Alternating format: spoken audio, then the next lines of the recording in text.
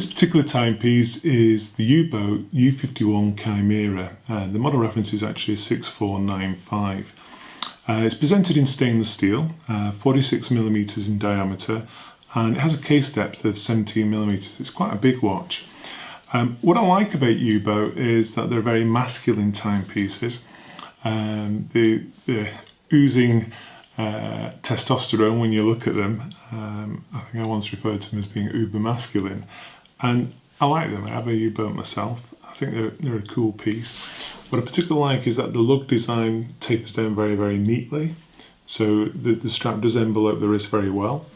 This particular piece is presented on a pin buckle. I actually like this sort of this detail on the strap here. It's reminiscent to me of the old sort of driving gloves, where you used to have the sort of the knuckles here peeping through the leather.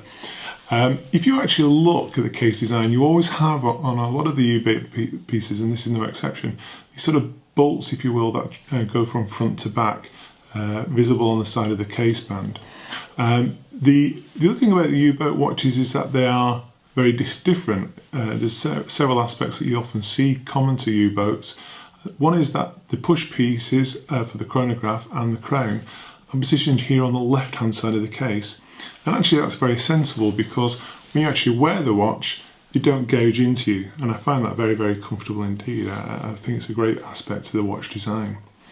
On the reverse of the watch, you've got a sapphire case back affording a view of the movement.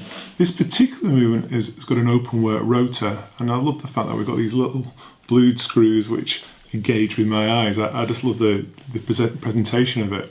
And you actually got this sort of perlage effect on the rotor as well. The rotor is presented in sterling silver, and again it's just a slight sort of diversion from the norm, and that's what I like about it.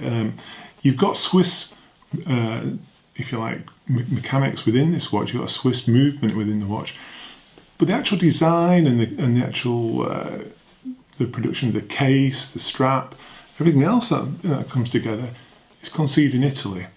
And you've got that quintessential Italian flair for design, and I think that's very, very obvious when you look at the watch.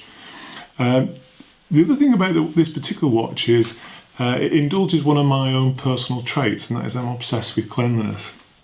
I am somebody who is a little bit nervous about touching the handrail in public places in case I pick up germs.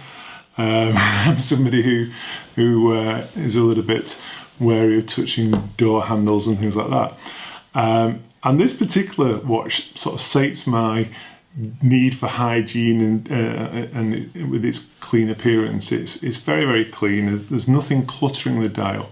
If you actually look at the information presented, one of the things that you'll see is that the hours and minutes are presented with white hands. They're actually black at their fulcrum, but they're white at the tips, and they almost seem to float above the dial. So you just seem to see the tips floating above the dial. Incredibly legible. You've also got the numerals are depicted here: 8, 10, 12, 2, and 4. But they're actually sort of like slightly split in half, sort of like a double section. Quite unusual. And then you've got battens featuring at the other integers.